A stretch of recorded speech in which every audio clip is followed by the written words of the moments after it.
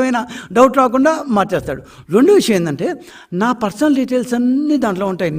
నేను ఎవరు, నా వయసు ఎంత, మా అమ్మ నాన్నలు ఎవరు, నేను ఇంతమంది ఎక్కడ ఉన్నాను, ఈ భూమి ఎక్కడుంది, ఈ భూమి చుట్టుపక్కల ఉండే 5-6 ఇది ఎంత అంటే దాని ఉత్తరం దక్షిణం ఇట్లాంటివి మొత్తం డీటెయిల్స్ ఉంటాయి. ఈ మొత్తం డీటెయిల్స్ ప్రైవేట్ సంస్థల్లోకి చేతుల్లోకి ఎందుకు పోవాలి? గవర్నమెంట్లో ఎన్ఐసి ఉండగా ఎందుకు ప్రైవేట్ సంస్థల్లోకి పోవాలి? వాళ్ళకి తగిన ప్రోటోకాల్స్ ఉన్నాయా? ఆ ప్రోటోకాల్స్ ఏమని మీరు చూసారా? నా భూమిని నేను అక్కడ పెట్టేటప్పుడు ఆ ప్రోటోకాల్స్ ఏంది అని మీరు మాకు బహిరంగంగా చెప్పారా? ఇప్పుడు ఒక న్యూస్ పేపర్లో ఇంత 45 అక్షరాల్లో ఈ ఇష్యూ వచ్చినప్పుడు, క్రిటికల్ రివర్ అనే సంస్థకి ఇష్యూ వచ్చినప్పుడు 4-5 రోజులుగా గవర్నమెంట్ ఈ రోజు దాకా ఖండించలేదు. ఈ రోజు దాకా ఏం దాని గురించి మాట్లాడలేదు. అంటే అర్థం ఏంటంటే ఇచ్చారనే మేము చెప్తున్నాం. ఇవ్వలేదంటే ask him to come down, ask him to come in to the open అని చేద్దరు మేము ఇవ్వలేదని చెప్పండి. ఇవ్వకపోతే ఎక్కడ పెడతారు? అసలు పెట్టాల్సిన అవసరం ఉందా? అసలు చట్టం అవసరమే లేదంటున్నాం.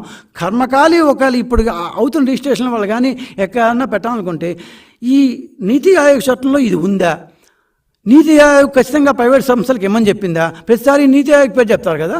నీతి ఆయోగ్లో ఎక్కడ ప్రైవేట్ సంస్థల ప్రైవేట్ వెబ్సైట్లో పెట్టాలి, ప్రైవేట్ పోర్టల్స్లో పెట్టాలి అంటూ నాకైతే 386 పేజీలు ఓపిక చదివాను, నాకైతే ఎక్కడ కనపడలేదు. మరి ఎందుకు these people AP government have resorted to keeping the Andhra private people's record private ఆస్తుల యొక్క పత్రాలని ప్రైవేటు సంస్థల వెబ్సైట్లో పోర్టల్స్లో పెట్టాలని ఎందుకు అనుకుంటుంది? వీళ్ళిద్దరి మధ్య ఉండే సంబంధ బాంధవ్యాలు ఏంటి?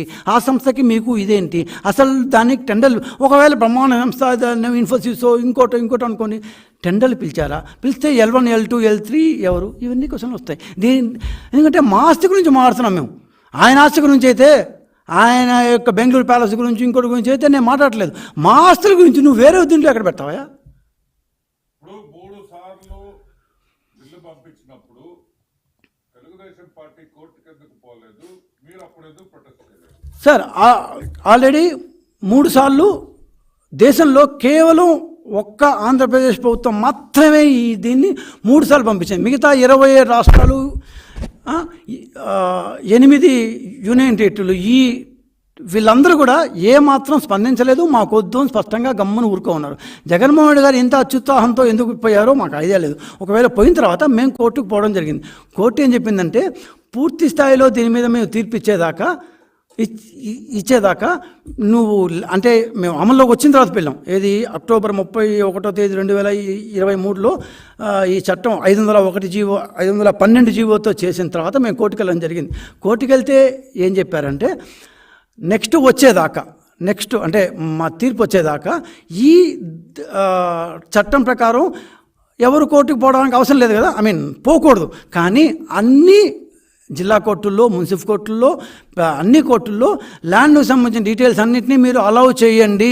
ఈ చట్టంతో సంబంధం లేకుండా ఆల్రెడీ ఆంధ్రప్రదేశ్ అమల్లోకి తెచ్చిన ఈ చట్టంతో సంబంధం లేకుండా మీరు అన్ని డిస్ప్యూట్స్ని రిలేటింగ్ టు ల్యాండ్ మీరు అలౌ చేయండి అంటూ కోర్టు స్పష్టంగా ఆదేశాలు ఇచ్చింది. అందుకని ఆ రోజు నుంచి ఈ రోజు దాకా కోర్టు అలౌ చేస్తోంది. ఒక పక్క చట్టం అమల్లోకి వచ్చింది, ఒక పక్క కోర్టు కూడా అలౌ చేస్తుంది. సో ఇంత లోపల ఎలక్షన్లు వచ్చాయి. మేము వచ్చిన మరుక్షణమే ఆల్రెడీ చంద్రబాబు నాయుడుకి చెప్పడం జరిగింది, మేము వచ్చిన మరుక్షణమే ఈ చట్టాన్ని డిసేబుల్ చేస్తాము, ఈ 512 జీవోని వెనక్కి తీసుకుంటాము అని స్పష్టంగా ఎన్నికల ప్రచారంలో చెప్పాము. అండ్ మా మేనిఫెస్టోలో కూడా చెప్పాము. Yes sir.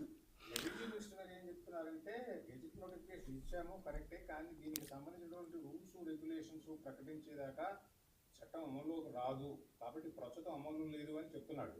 మరి అమలు లేనప్పుడు ఈ సర్వేలు, ఈ పుస్తకాలు ఇష్యూ చేయటము, జగన్మోహన్ ఫోటోలు ఇష్యూ చేయటం, రైతులకి సార్ చట్టం అమల్లో లేనప్పుడు ఎగ్జాక్ట్లీ సార్ చట్టం అమల్లో లేదు అని ధర్మాన ప్రసాదరావు ఏ దీంట్లో చెప్పారు. కానీ చట్టం అమల్లో లేనప్పుడు 4000 పంచాయతీల్లో సర్వే ఎందుకు చేశారు? ఈ చట్టం కింద 4000 పంచాయతీలో సర్వే పూర్తయిందా లేదా? ఆ పూర్తయిన సర్వే ప్రకారం భూరక్షణ చట్టం కింద పాస్బుక్లు ఇచ్చారా లేదా? జగన్మోహన్ రెడ్డి గారి ఫోటోతో ప్రతి పేజీలో పాస్బుక్లు ఎందుకు ఇచ్చారు? ఇంకా 13,000 పంచాయతీల్లో సర్వే చేయాలి, పట్టణాల్లో